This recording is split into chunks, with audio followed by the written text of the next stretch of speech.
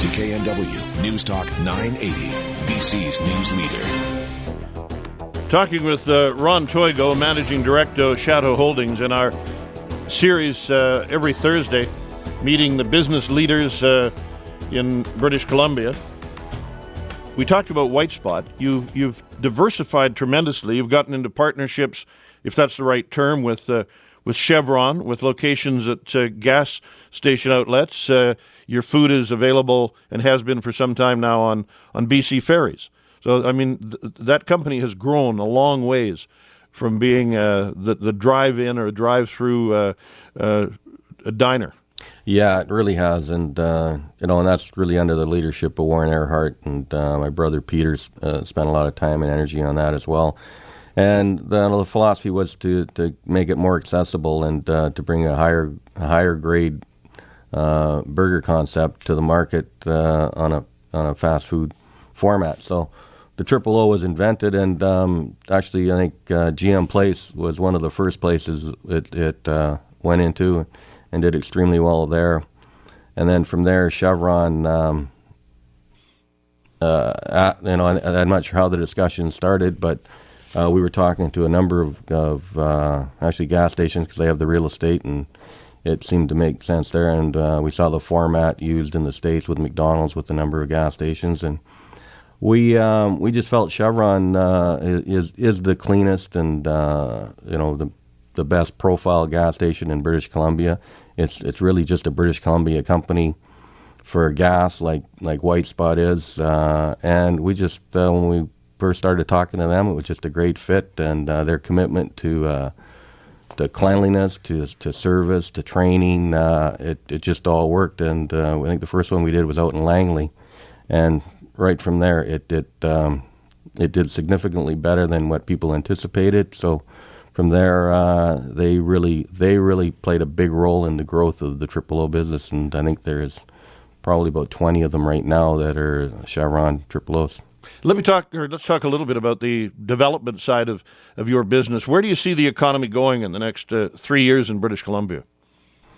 Well, we're pretty excited about where the economy's going in British Columbia. We think we've been through some lean years, and fortunate for us out here, we had the Olympics, which kind of sheltered us through the worst part of this world recession. Did it make a difference?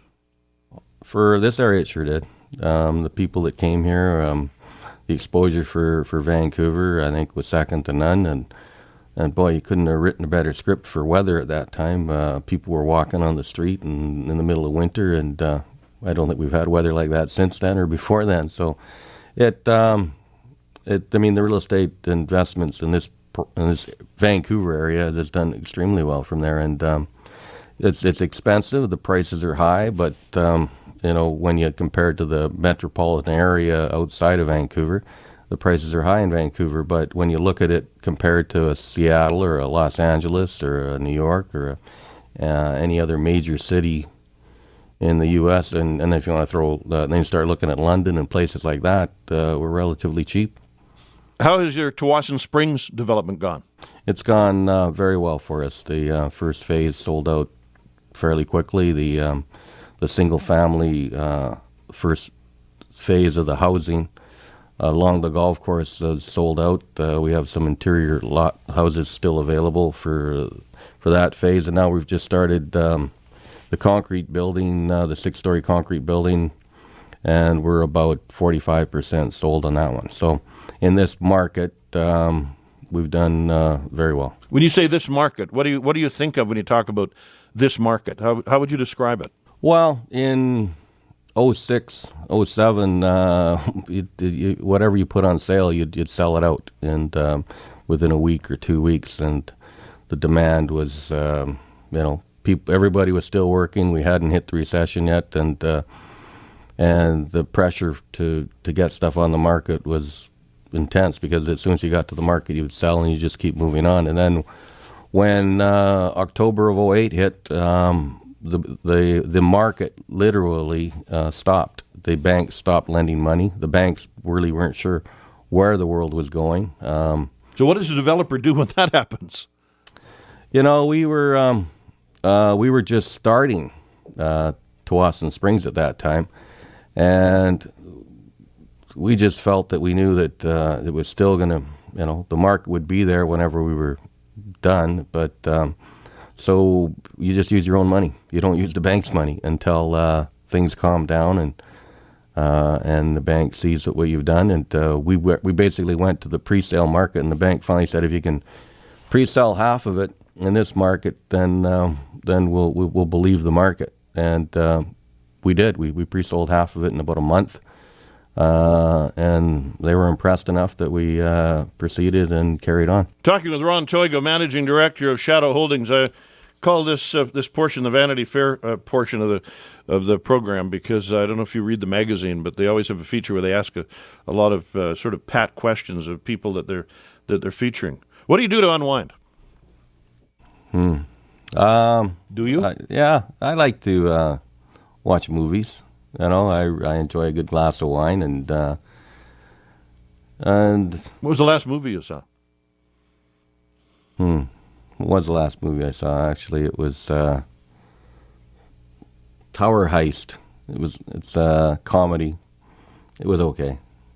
Don't rush out and get it. Do you read?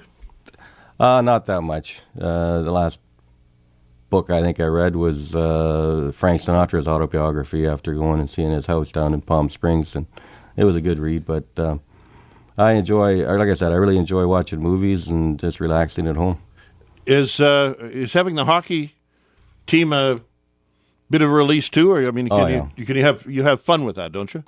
Well, when we're winning, it's very gratifying to watch the games, and what's really gratifying is when the building's full and you look at the demographics that we have in our building. A lot of young families. It's really accessible to them.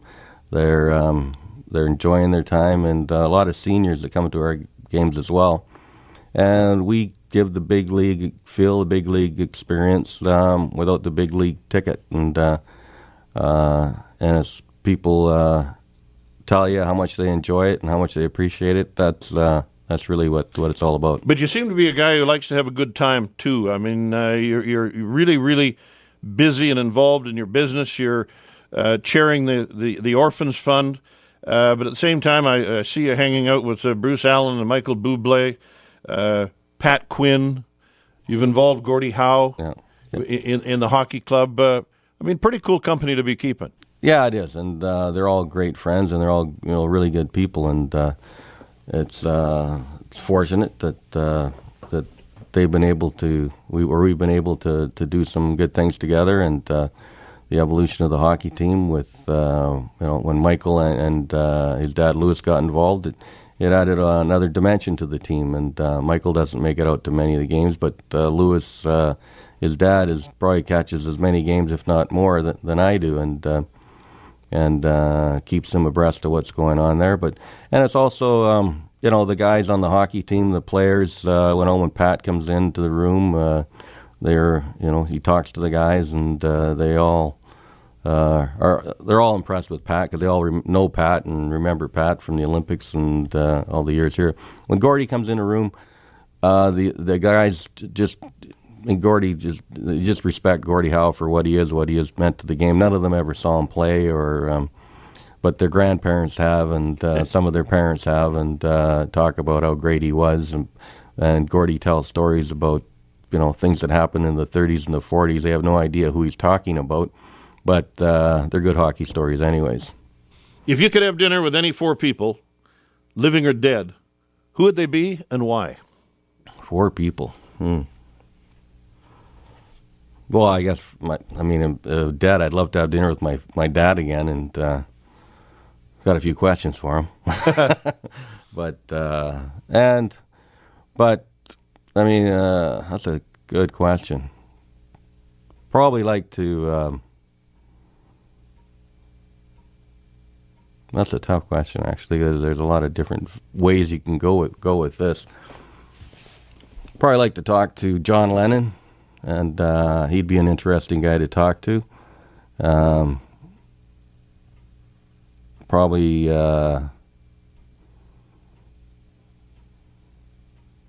Kennedy. He'd certainly have different things look at. And President Kennedy. yeah, President Kennedy, you know what he went through, and Ronald Reagan, who I think really turned that country around. And when he turned that country around, we just followed suit. And he had his philosophy, and he just stuck with it. And so what happens in the United States matters. Boy, does it ever to us. And we take a lot for granted in this country, and we're so lucky that we do live here. There's a big nasty world out there where a lot of things can go wrong, and we're somewhat insulated by the United States for it. And it's as that economy goes, our economy goes. And people get hung up on some of their philosophies, their gun laws, but I think overall we're a lot better having them as a neighbor than Russia, because the Cold War was going to be won by one or the other, and I'm glad it was them that won and not the other way. Mr. Toigo, thank you for doing this. Well, thank you, Bill. And, really enjoy it. Thanks a lot.